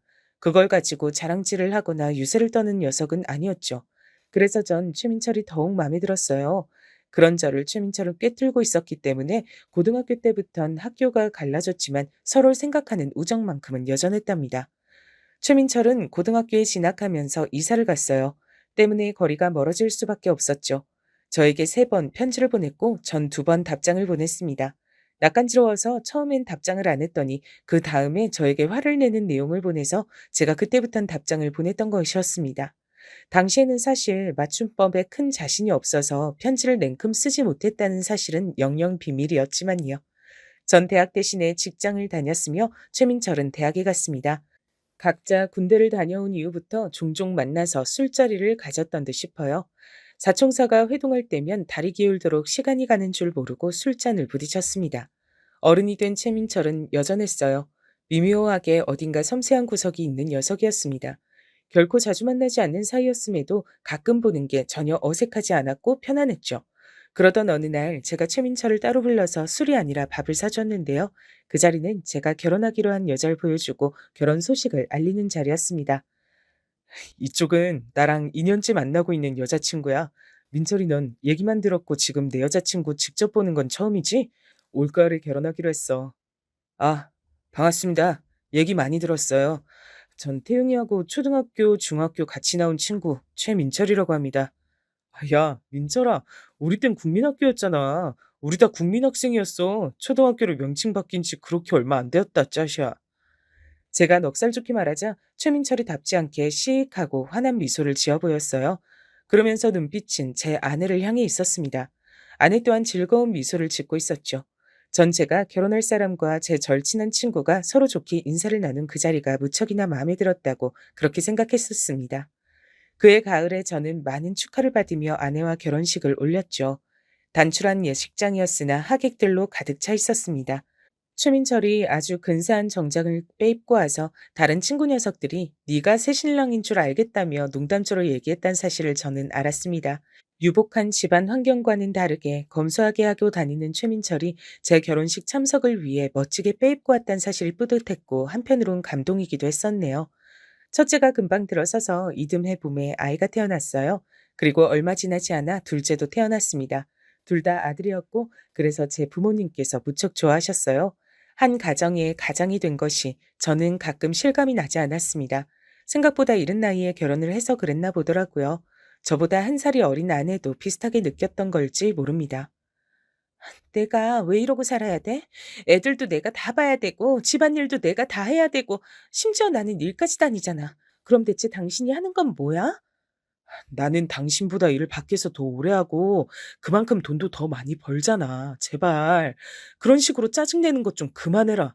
듣는 사람이 얼마나 진이 빠지는 줄 알아? 짜증내는 것도 어디 한두 번이어야지 매일같이 들으니까 화병으로 돌아가실 것 같아. 화병이라 그랬어? 진짜로 화병 걸린 게 누군데? 왜 갑자기 그렇다고 소리를 질러? 애들 자잖아. 애들 곤히 자는데 당신은 소리 지르고 싶어? 집이 작으니까 그런 거야. 집만 컸어 봐. 이 정도 소리 지른 것 가지고 애들이 자다가 듣고 깰까 봐서 걱정은 안 했을 거야. 우리는 대체 언제 아파트로 이사 가? 우리 평생에 아파트라는 게 있을까? 아내의 짜증 그리고 불만은 점점 더 저를 숨막히게 만들었습니다. 또한 저는 아내와 있으면 자괴감이 들었어요. 세상에서 가장 못난 남자가 되는 것만 같았습니다. 심지어 아내는 본인의 기분이 안 좋을 때 그것을 아이들에게 풀어서 절 경악시켰습니다. 제가 목격한 것만 해도 벌써 수차례가 됐을 때 전 진지하게 이혼을 고려하기 시작했어요. 이런 고민과 고충을 제가 회사 사람들과 나눌 것은 아니었기에 당연히 제 가까운 친구들과 나눴습니다. 특히 저와 잘 통하는 최민철에게 말입니다. 이혼이 좋은 글씨라 여겨진 것도 옛날 일이야. 이젠 남자뿐만 아니라 여자도 이혼이 절대 흠잡힐 과거가 아닌 세상이 되고 있잖아. 애들 생각해서라도 난 두 사람이 이혼하는 거 아주 괜찮다고 봐. 애들을 최우선으로 위해야지. 부모가 싸우고 사이 안 좋은 것만 보고 자란 애들이 얼마나 정서적으로 불안하겠어. 저도 제 자식들이 걱정이었습니다. 점차 자기 엄마를 무서워하고 눈치를 보고 제가 집에 오면 안심이 된다는 표정을 짓는 제 자식들을 보며 가슴이 무너져 내렸습니다. 더군다나 제 부모님과 아내가 몇 번 크게 싸우기까지 했어요. 더 이상은 부부관계를 유지하기 힘들다는 판단이 섰고 아내와 결국 갈라서게 됐습니다. 처가 식구들도 이혼을 반겼으며 두 아들은 제가 키운다 그랬더니 그것만은 아쉬워하는 눈치였죠. 아내는 자기 자식들을 뒤로한 채 살았습니다. 왜냐면 이혼한 후로 전혀 왕래가 없었기 때문입니다. 아이들은 엄마가 우리를 찾지 않는다고 생각하며 우울해했고 한편으론 그럴 거라 예상했단 반응을 보여 제 마음을 아프게 만들었어요. 이혼한 아내가 제 연락을 철저히 피하는 것인지 도통 연락이 안 돼서 간신히 처가 식구들을 통해 아주 가끔씩 아이들의 소식을 전하는 게 전부였습니다. 그렇게 시간이 좀 더 흘렀는데 두 아들이 다 학교를 다니면서부터 제가 생각이 많아졌죠. 제 부모님은 저에게 재혼을 하라고 하셨으나 저는 자식들이 우선이었기에 혹시라도 제 자식들이 불편해하는 상황이 벌어질까봐 재혼이 망설여졌어요. 그러다가 용기를 내서 이혼한 아내를 찾아갔습니다. 애들 문제를 같이 상의하고 싶었고 만약에 가능하다면 재결합이라는 것도 염두에 두고 있었어요. 하지만 어렵사리 찾아간 처가에서 저는 청천벽력 같은 비보를 접했습니다. 네? 그게 무슨 말씀이십니까? 장모님, 애들 엄마가 죽었다뇨. 이미 이 세상 사람이 아닌 지가 오래라뇨. 이복의 권서방, 부끄러운 얘기지만 우리 딸은 새로 사귄 남자친구와 잘 지냈고 그날도 데이트하러 나갔다가 불의의 사고를 당해서 명을 달리했어. 죽기 전에 간신히 유언을 남겼는데 절대로 자네하고 애들한텐 비밀로 해달라고 했지. 화장을 해서 우리 딸이 좋아하는 남해 바다에 보내줬으니 자유롭게 바닷바람 타고 여행 중일 거야. 장모님의 말씀을 들으며 전 충격 속에 휘청거렸습니다. 이미 죽은 사람이었다니 믿어지지가 않았어요. 장모님을 비롯한 처가 식구들은 모두 입을 모아 저에게 저를 보는 것이 괴로우니까 앞으로 나타나지 말아달라 그랬습니다. 다만 애들 소식만은 1년에 2번 정도 전해달라고 부탁을 남겼어요. 거절할 도리가 없어서 그저 알겠다고 했습니다. 애들에겐 엄마가 아주 멀리 여행을 갔다고 전했는데요. 시간이 지나면서 애들이 자연스럽게 그 의미를 알게 되더라고요. 그게 너무 슬펐습니다. 더욱 꿋꿋하게 두 아들을 부족함 없이 키워내리라 다짐했어요. 열심히 일상을 살아나갔습니다. 힘들고 지치는 날들이 많았으나 가끔씩 오래된 친구들을 만나며 부딪히는 술잔 속에서 시름도 함께 날려버리곤 했죠. 친구 녀석들은 다 여전했습니다. 그리고 저희끼리 놀라면서 실망하면서 동시에 수긍을 했던 것 한 가진 최민철이 저희 몰래 결혼을 했단 사실이었습니다. 아무에게도 알리지 않고 슬그머니 결혼을 해서 가정을 꾸렸더라고요. 부끄럽고 멋쩍어서 비밀 결혼식을 올렸다는 최민철의 변명은 그 녀석 나와서 왠지 그 앞에 대고 진지하게 화를 내기도 어려웠답니다. 최민철이 결혼한 여자가 어디 사는 누구인지 어떻게 생겼는지 아무도 정확히 몰랐어요. 하지만 아주 가끔씩 만나서 대화를 나눌 때면 결혼 생활에 만족하는 듯한 모습을 보였기에 전 최민철이 잘 살고 있다는 확신을 가지고 있었답니다. 다행이라고 생각했죠. 저희의 우정은 변함없었어요. 그렇게 세월이 흐르고 또 흐른 어느 날이었습니다. 전화가 걸려왔는데 이상하게 받기 전부터 느낌이 싸하더라고요.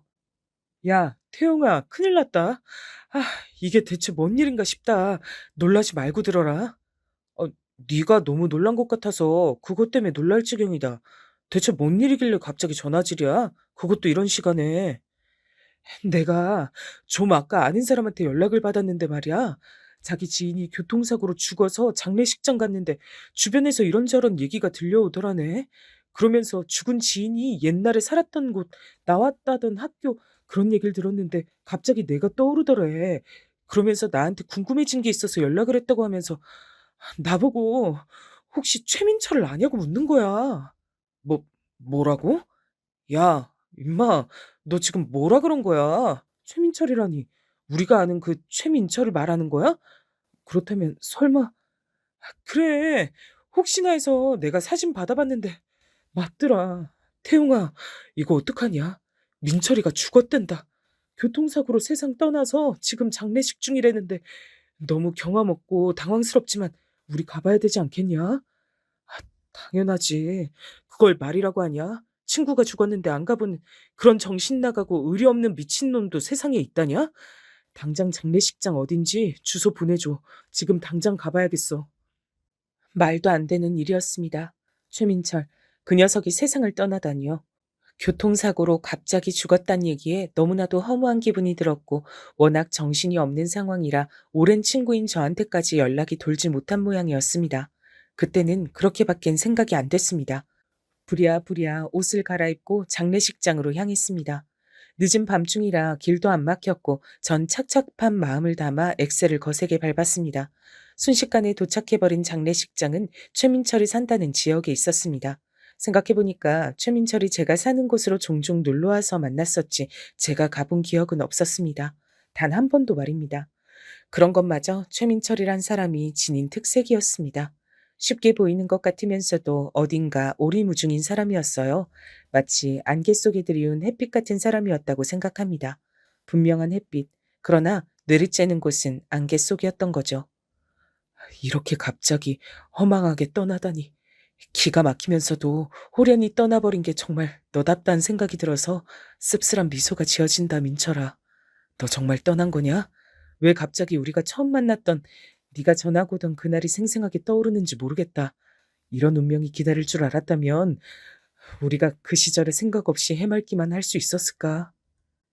저는 장례식장에 도착해서 막상 쉽게 떨어지지 않는 제 발치를 내려다보며 잠시간 상념에 잠겨들었습니다.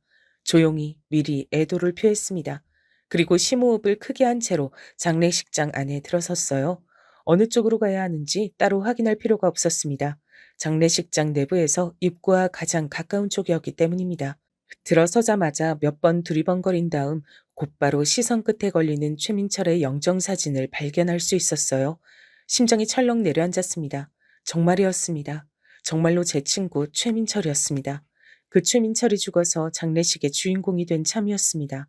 참담한 심정으로 비틀거리며 그쪽으로 다가갔어요. 늦은 시각 장례식장은 적당히 고요했고 얼마 없는 조문객들이 작은 목소리로 대화를 나누고 있었습니다. 그리고 저는 영정 바로 근처에 주저앉은 자세로 초췌한 얼굴을 한 채 꾸벅꾸벅 졸고 있는 여자를 볼 수 있었어요. 아주 잠깐 졸고 만 것이었던 건지 금세 정신을 차리고서 고개를 들다 저를 발견하더군요. 눈이 마주친 건 아니었고 절 슬쩍 보자마자 그 여자가 힘겨운 한숨을 쉬며 몸을 일으키더니 이렇게 말했습니다.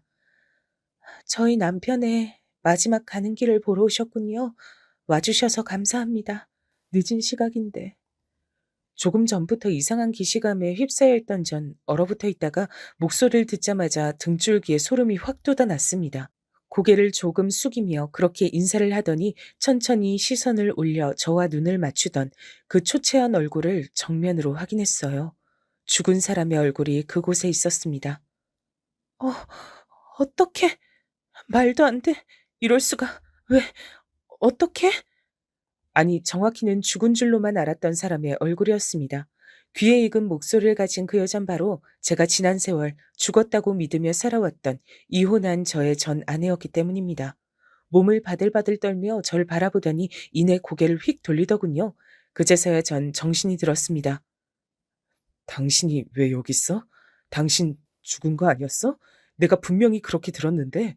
그래서 지금까지 단 한 번도 그 사실을 의심하지 않았고 당신 찾으려고 하지도 않았었는데.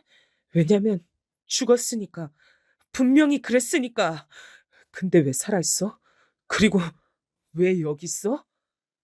저는 순식간에 핏발이 선 눈으로 최민철의 영정사진을 바라봤습니다.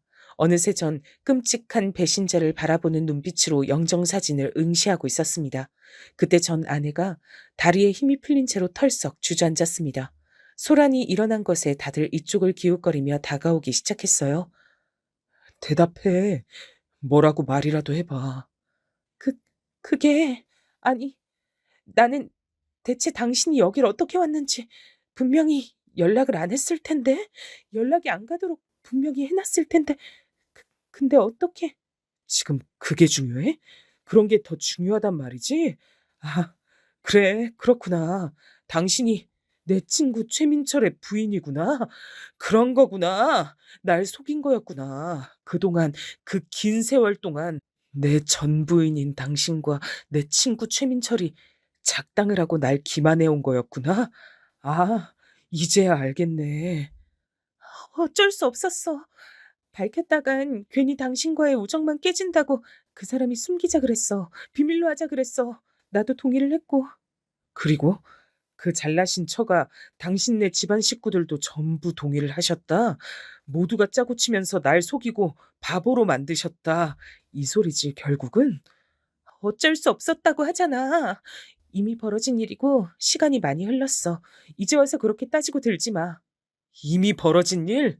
시간이 많이 흐른 일? 정말 그렇게 생각해서 아무렇지도 않고 떳떳하다면 왜 나에게 민철이 녀석의 부고를 알리지 않은 건데? 인생 살면서 장례식보다 중하게 챙겨야 하는 경조사도 있나 보지? 어? 이토록 중요한 얘기를 나한테 하지 않았다고? 떳떳하지 않으니까 숨긴 거 아니야. 그래서 끝까지 날 기만한 거 아니냐고? 내가 묻잖아, 지금. 맞아. 당신 말대로 그래. 떳떳하지 못했어. 근데 뭐? 어쩔 건데. 그래서 당신이 지금에 와서 뭘 어쩔 건데. 뭘 할 수 있는데? 제 자식들의 엄마이자 전 아내였던 여자가 악에 받쳐 소리를 질렀습니다. 한때 부부로 살아본 제가 확신할 수 있었던 건 그 순간에 그 여자가 사실은 두려움과 당혹스러움에 질려있다는 사실이었습니다. 정말로 떳떳하지 못했고 절 장례식장에서 마주칠 줄은 꿈에서조차 상상한 적 없단 증거이기도 했습니다. 꼬리가 길면 밟히는 법인데도 말입니다. 대단하다 싶었네요. 다들 웅성웅성거리는 중이었고 그때 몰려든 사람들 사이로 얼굴을 들이민 녀석들이 있었습니다. 제 오랜 친구들이었죠. 뭐야, 대체 뭔 일이길래 이러고 있어? 야, 태용아, 권태용, 우리 왔다 임마. 민철이 장례식장에서 이게 뭔 소란인지 네가 얼른 우리한테 설명 좀 해줘라. 어, 어라? 잠깐만, 저기 누구야? 내가 지금 정신이 없어서 헛걸보나? 저에게 상황 설명을 요구하던 친구 녀석이 눈을 비비기 시작했습니다. 그도 그럴 것이 최민철의 장례식장인데 죽었다고 알고 있는 저의 전 아내가 보였으니까요. 눈을 의심할 수밖에 없었던 거죠. 이내 녀석들은 경악에 차서 저와 전 아내를 번갈아 쳐다봤습니다. 제가 딱 한마디 해줬죠. 지금 머릿속에서 떠올린 그 최악의 가정이 맞아. 너희들이 생각한 최악의 시나리오. 그게 바로 지금 이 상황이야. 친구 녀석들은 난리가 났죠. 미친 거 아니냐면서 세상 천지에 어떻게 이런 일이 다 있냐면서 전 아내를 향해 비난을 쏟아냈습니다. 최민철이 훨씬 더 잘 살아서 돈을 쫓아 그런 거냐며 직설적인 비난도 튀어나왔고요. 더 나은 남자, 더 마음에 드는 남자를 따라간 게 그렇게 큰 대역죄라도 되나요? 다들 너무들 하시네요. 어쨌든 이곳은 죽은 사람 애도하고 경건하게 보내기 위한 곳이에요. 잘잘못을 따지는 자리가 아니라고요. 전 아내가 그렇게 외쳤을 때 전 더 이상 참지 못하고 최민철의 영정사진을 집어다가 그대로 바닥에 내리꽂았습니다. 전 아내가 비명을 질러댔고 다들 난리가 났어요. 바로 그때 최민철의 모친께서 오셨습니다. 댁에 다녀온 건지 쇼핑백을 들고 계셨죠. 그리고 반대편 손엔 누군가의 손을 쥐고 계셨고요. 최민철의 모친과 손을 잡고 함께 온 사람은 놀란 얼굴로 떨리는 목소리를 냈습니다. 엄마, 이게 무슨 상황이에요? 저분은 누구세요? 우리 아빠 조문하러 오신 분 아니에요? 근데 이게 뭐 어떻게 된 일이에요? 우리 아빠 영정사진은 왜 내팽개치신 건데요? 그 사람은 바로 전 아내와 최민철 사이에서 난 딸이었습니다. 놀라서 떨리는 자기 딸의 목소리를 들은 전 아내가 입술을 꽉 깨무는 게 보였습니다. 전 당장 최민철의 모친을 향해 인사를 드렸습니다. 어머니, 안녕하십니까? 이렇게 뵙게 돼서 참으로 유감입니다. 민철이 녀석 가는 길 보러 온 저는 권태용입니다. 저를 기억하시죠? 어릴 적에도 2번 뵌 적이 있었고 아마 민철이 통해 제 얘기 들으신 적이 있긴 하셨을 것 같은데요. 아, 그래요. 알 것 같아요. 근데 대관절, 지금 이게 다 무슨 일이죠? 이 늙은이는 자식 앞세운 것만으로도 지금 미칠 지경이고 간신히 기운 차리고 있는 거라서 여기서 더 신경 쓰는 일이 생기고 싶지 않으니 어서 빨리 무슨 상황인지 얘기를 듣고 싶은데요. 최민철의 모친께서 그렇게 말씀하셨을 때 전 아내가 화들짝 놀란 얼굴로 아무것도 아니라며 헛소리를 해댔지만 제가 바로 정정을 해버렸습니다. 저는 그간 궁금했습니다. 옛 친구들에게 밝히지 않고 조용히 몰래 결혼해버린 민철이가 왜 그랬던 건지, 자기 아내가 어떻게 생겼는지, 사진조차 왜 공개를 안 해주며 산 건지. 워낙 자기만의 생각과 개성이 강한 녀석이니 이상하게 여기진 않았습니다. 그리고 제가 또 궁금했던 것은 세상을 떠난 저랑 이혼한 아내, 애들 엄마, 그 사람이 저 세상에서는 어찌 잘 지내고 있을지 그것이 때때로 궁금했습니다. 근데 오늘 이렇게 이 자리에서 한꺼번에 모든 궁금증을 풀게 된 겁니다. 잠시만요. 그게 무슨 말이죠? 그렇다면 내 아들이, 우리 민철이가 그쪽과 이혼한 사람과 결혼을 했단 거예요? 내 며느리가 그쪽의 아내였다고요? 믿기 힘드신 모양인데 애석하게도 그게 사실입니다. 전 그동안 지난 세월 동안 저희 애들 엄마가 죽은 줄로만 알고 살았습니다. 처가 식구들이 그렇게 한 목소리를 냈었기에 의심조차 한 적이 없었죠. 민철이는 아주 가끔씩 절 만났습니다. 함께 소주를 기울였고 사는 얘기를 나눴습니다. 각자의 자식 얘기도 허심탄회하게 나눴고요. 그러는 동안 저는 민철이가 저와 이혼한 저의 자식들을 낳은 여자와 결혼해서 살림 차렸다는 사실을 전혀 몰랐고요. 당연하게도 민철이는 제가 저 여자와 결혼할 때도 축하를 해주러 결혼식장에 왔었고요. 그때 단체 사진도 같이 찍었었습니다. 제가 거기까지 말씀드렸을 때 최민철의 모친께선 다리에 힘이 풀려 바닥에 스르르 주저앉으셨습니다. 전 아내가 최민철과의 사이에서 낳은 딸은 이 모든 사실을 받아들이기 힘든지 멍한 표정만 짓고 있었어요. 아니, 나는 우선 다른 것보다도 죽었다고 거짓말을 했다는 게 그게 너무 이상하고 끔찍하고 어떻게 그럴 수가 있었나 싶고.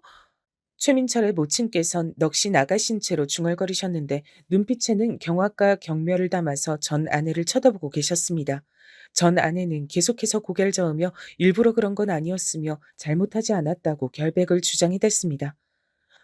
저는 진짜 사랑을 찾아서 재혼을 했을 뿐이에요. 어머님, 믿어주세요. 진짜 사랑. 그래, 그렇다고 쳐. 하지만 사람을 기만하고 바보 만든 거, 그건 어떻게 해명할 건데? 그리고 당신이 낳은 아들들은 나는 속이고 기만하고 농락할 수 있었어도 자기 자식들한텐 그러지 말았어야지. 전 아내에게 다른 자식들이 있다는 얘기를 들은 최민철의 모친께선 현기증을 일으키셨고 신음하며 괴로운 숨결을 토하셨습니다. 옆에선 최민철의 딸은 모든 전말을 이해하고서 충격에 빠진 채로 그저 전 아내만 쳐다보고 있었어요. 전 아내는 눈물을 뚝뚝 흘리며 그제서야 가장 본심에 가까운 고백을 꺼내들었습니다. 날 행복하게 해줄 자신 있다 그랬어. 권태용하고 이제 그만 살고 자기하고 최민철하고 같이 살아달라고. 나한테 적극적으로 마음을 보여준 사람이었어. 그래서 당신하고 이혼했던 거야. 두 사람이 부부였다는 충격적인 사실을 알게 된 직후부터 왠지 모르게 그런 예감이 들더니 역시나였습니다.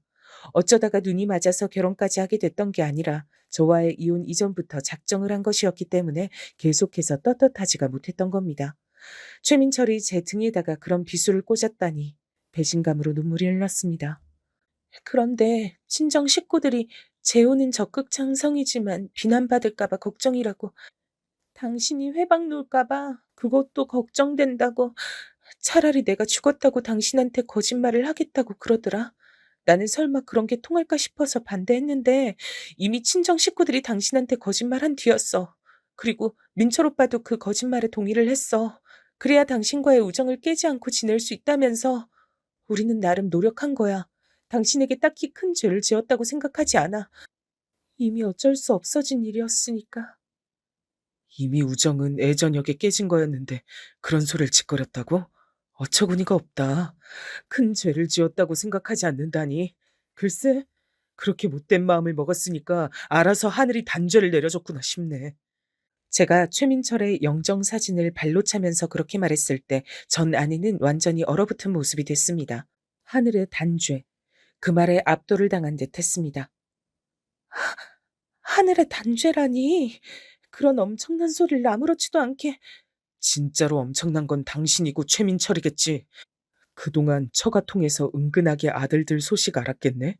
앞으로는 내 자식들의 안부를 전달받을 생각조차 하지 마. 당신 자식들 아니고 내 자식들이니까. 연병한 옛 친구, 연병할 전 부인, 연병할 옛 처가 전부 다 나한텐 아무것도 없었던 거야. 처음부터 난 이제 그렇게 생각하고 살 거야. 저는 비통한 심정으로 신음하고 계시는 최민철의 모친을 스쳐가며 짧게 목례를 남겼습니다. 그리고 친구 녀석들과 함께 그곳을 빠져나왔습니다. 전 아내가 크게 오열하는 소리가 마지막으로 들렸던 것도 같네요. 새벽 늦게까지 하는 포장마차를 찾아서 술을 마셨어요. 애초에 우리 삼총사였단 사실을 상기하며 인생에서 가장 쓰고 가장 달았던 술을 셋이서 진탕 마셨습니다. 자연스레 옛날 얘기를 나누게 되더군요. 저는 친구 녀석들에게 사실은 옛날 그때에 제가 최민철과 몰래 둘이서 절친이 됐었음을 털어놨는데 이미 두 녀석 다 그걸 알고 있었더라고요. 그걸 몰랐겠냐면서 둘이 크게 웃었는데 이상하게 저는 눈물이 날 것만 같았습니다. 그리고 이내 셋 다 한참이나 침묵을 지켰습니다. 그때 내가 알았던 내 절친한 친구 최민철은 어디로 갔던 걸까? 왜 변했던 걸까? 그저 친구보단 여자였고 우정보단 사랑인 녀석이었다고 그렇게 생각하면 그만인 걸까? 그날 이후 며칠이 흘렀고 전 최민철의 모친으로부터 연락을 받았습니다. 미안한 마음을 담아 저에게 약소하지만 성의 표시를 하고 싶다고 하셨어요. 전 단박에 거절했습니다. 조금도 전혀 받고 싶은 마음이 들지 않았기 때문입니다. 그러자 최민철의 모친께선 그러냐고 하시며 알겠다고 하시더니 저의 전 아내이자 최민철의 아내였던 그 여자를 평생 안 보고 사시기로 결정했다는 뜻을 저에게 알려주셨습니다. 그 말씀엔 제가 깜짝 놀라고 말았죠. 알고 보니까 최민철의 부친께서 지병으로 오래 병환 중이셨는데 이러한 일이 있었단 걸 들으시곤 직접 결단을 내리셨다고 하더군요.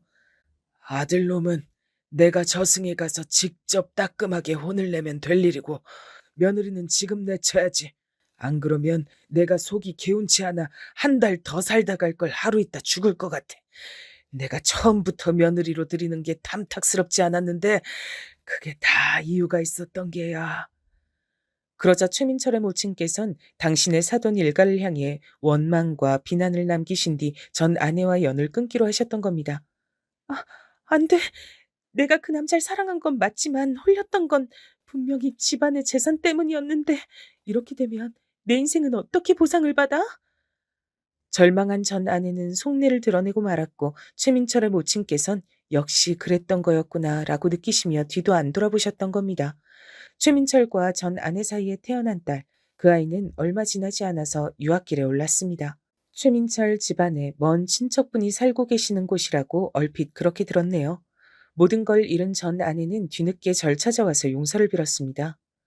미안해. 내가 다 잘못했어. 내가 이기적이었고 양심적이지 못했어. 지금에 와서야 나는 그 미안하단 사과를 들어보네. 사과를 참 빨리도 한다. 이미 늦었어. 소용없으니까 그냥 돌아가. 나한테 그랬었지? 자기는 기만하더라도 자식들은 기만하면 안 되는 거였다고. 그래, 당신 말대로야. 생각하고 곱씹을수록 당신이 한 소리가 맞더라. 그래서 나도 똑같이 돌려주고 싶어졌어. 당신 혼자만 생각해서 날 밀어내면 안 돼. 애들한테도 물어봐야지. 내 이야기 솔직하게 들려주고 내가 살아있다고 알려야지. 애들에게 선택지도 주지 않고서 어떻게 당신 혼자 독단적으로 날 모른 척 밀어내겠단 거야? 당신 인생에서 내가 존재하지 않았던 여자라고 그렇게 친다고 한들 내가 애들 엄마란 사실이 사라져? 절대 아니야. 전 아내가 이를 갈며 그렇게 말했을 때 저는 호탕하게 웃음을 터뜨렸습니다. 이렇듯 뻔뻔한 사람이니까 제 친구와 눈이 맞아서 거짓말까지 해가며 살았던 거겠죠. 저에게 진심으로 미안한 것 같지도 않아 보였습니다. 저는 전 아내에게 이미 자식들이 그 사실을 알고 있으며 자기 엄마를 절대 보고 싶어 하지 않는다는 얘기를 전해줬어요. 전 이미 제 아들들에게 최민철의 장례식장에서 있었던 일을 싹 다 전해준 바였습니다. 전 아내의 말 맞다나 저는 아들들을 속이고 싶지도 않았고 선택지 또한 주고 싶었기 때문이에요. 혹시나 자기 친엄마를 아들들이 애틋하게 여겨서 보고 싶어 하면 어쩌나 싶었는데 아니었습니다. 둘 다 똑같이 단호했어요.